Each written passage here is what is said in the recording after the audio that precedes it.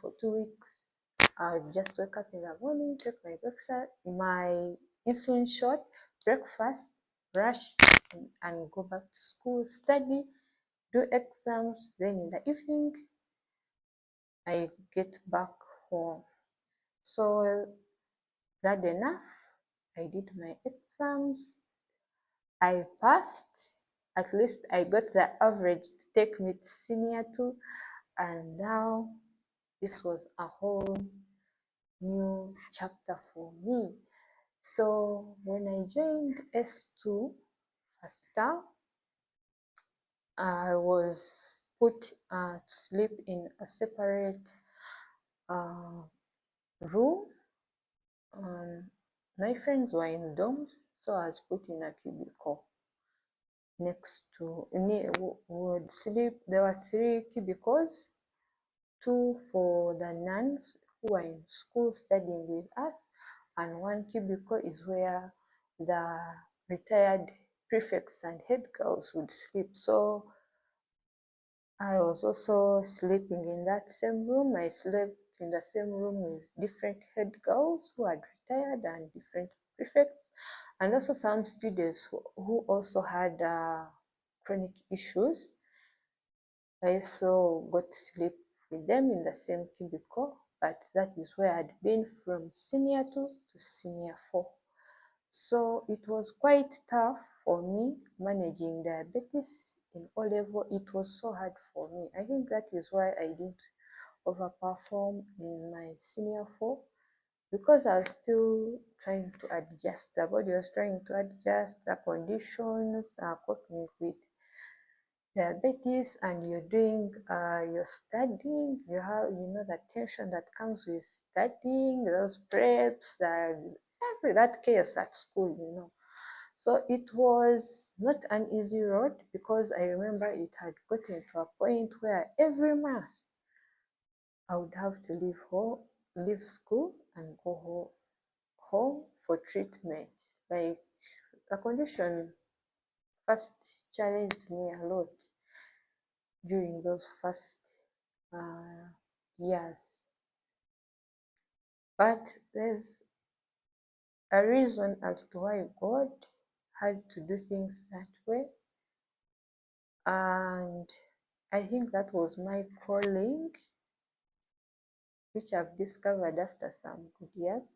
But I'm so glad that I managed to finish my secondary education.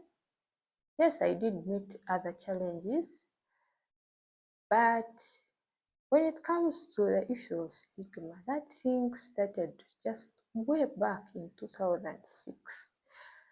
There are certain comments and things my parents would hear of, but they would keep that information to themselves. They just didn't want me to have to hear and face all the chaos that was taking place because of what I was dealing with at the moment. I was so new to everything.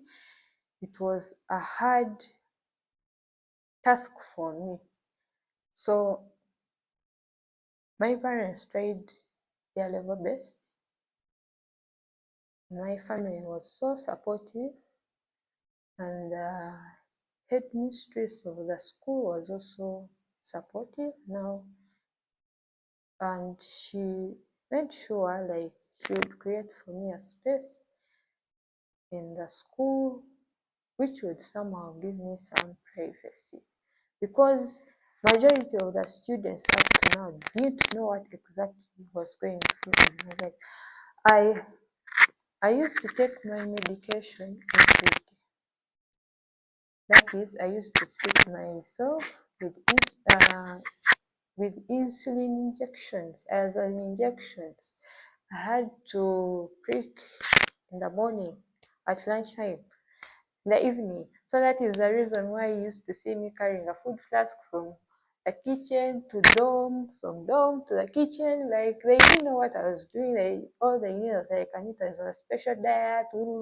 They didn't understand what diabetes is until you hit with the reality that I used to inject myself.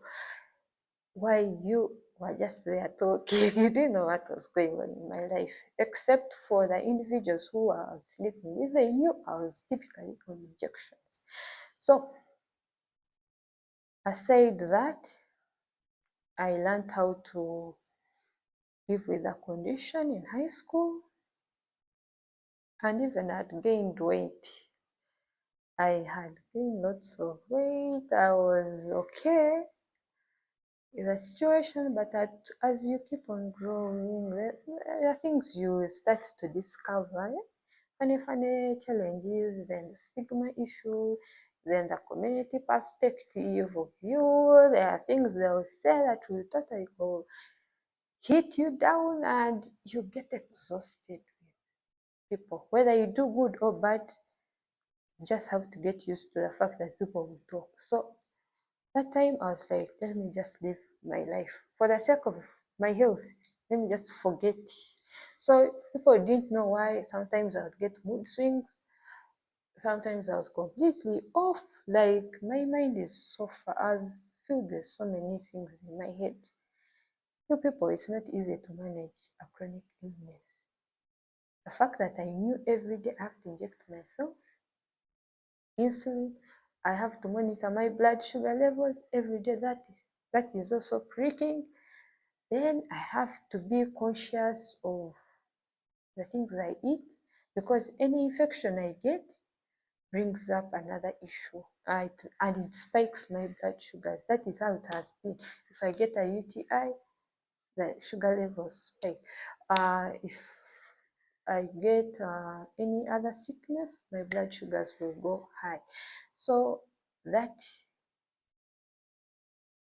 has been it's a long story, but you get to know what was really going on in my life. And there are certain years ahead where I hit rock bottom, and I was completely and totally disgusted of whatever was going on. The fact that I was seeing things in this angle and others were seeing them in the other angle, and we could not get together. And like, there are some things people really do, and you imagine and you ask yourself, like, what was your thought process to do that? Like, yeah, like, really. But I'm just going to bring out these stories in a way that they won't offend anyone, but people, you have to be aware of these things. These things happen in this world, and we are sitting here just looking like this. No, that's not fair. That is not fair. So I promised myself to bring out these stories, and I'll be taking you through everything that I went through, and I'll be discussing basing on the health perspective, basing on the spiritual perspective, because still in the Bible it says, say the truth and the truth will set you free.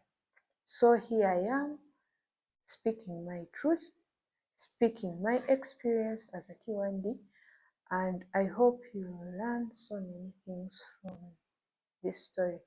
I'm not here for the clout. I don't chase clout. I'm one person who simply likes minding my own business.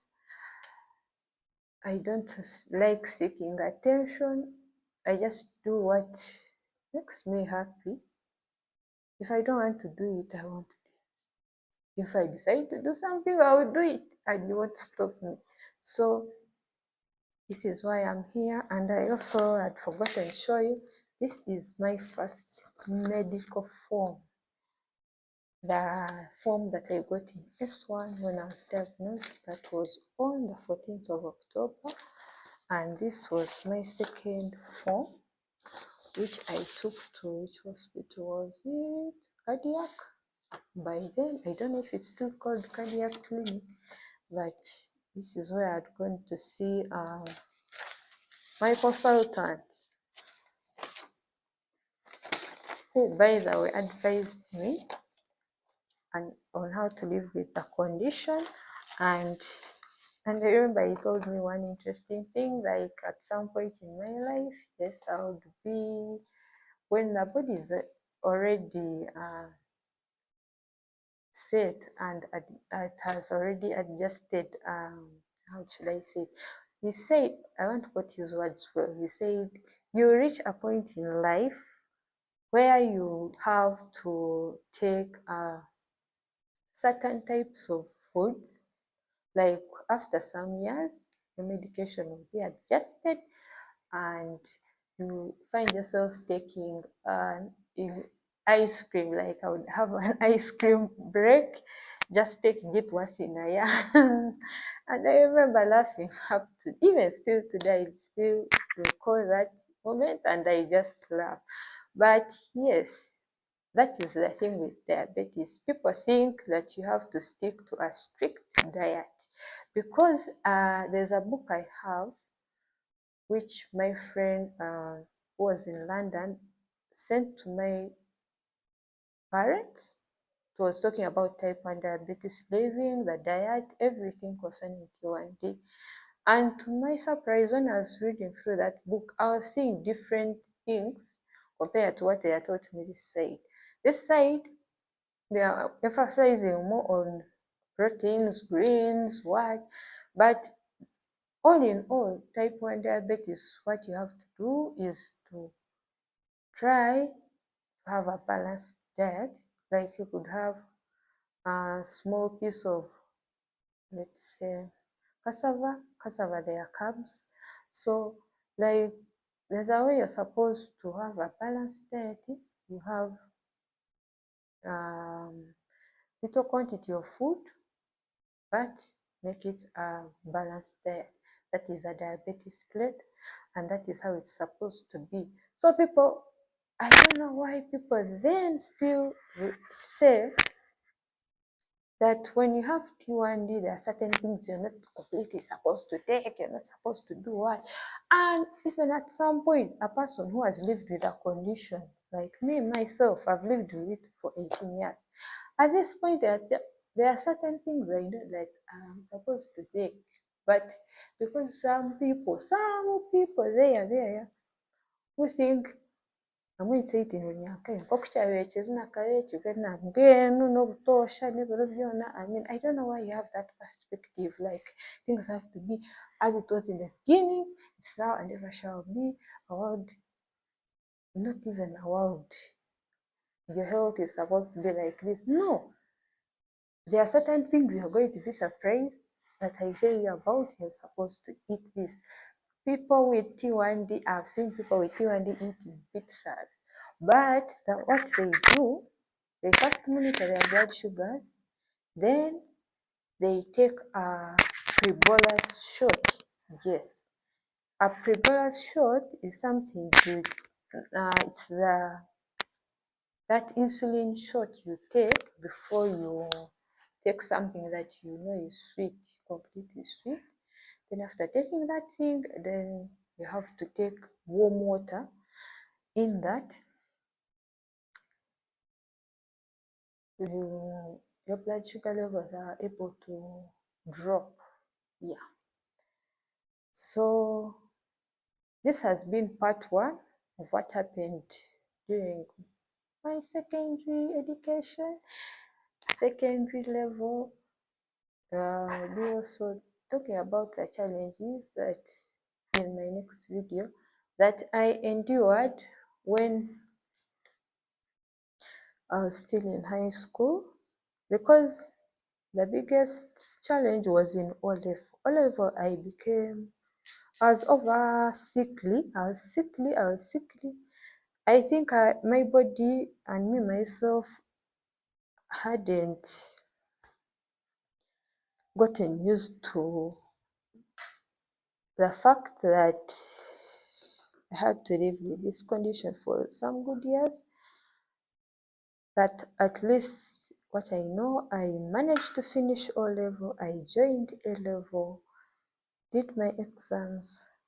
I had the points to take me to university, and everything was set, and I was ready for campus. So thank you so much for taking your time to watch till right now. And may you keep on subscribing to my channel, to like and to comment. I need feedback from you people. And yes, you can also check out my other channel, Your Fashion Melody with Anita. It is there on YouTube. Yes, go and subscribe too. Now there, it's a totally different story. That is like more of a passion. Fashion has been my passion. I loved fashion ever since I was a kid, ever since 8 years old. I loved so much uh, watching fashion shows, watching fashion TV, fashion styling, designing, interior designing, everything. I love things in that niche. And also, I have a fashion blog called Your Fashion Melody.blog. Yes, it will soon be active again. And thank you once again. See you next time. Peace.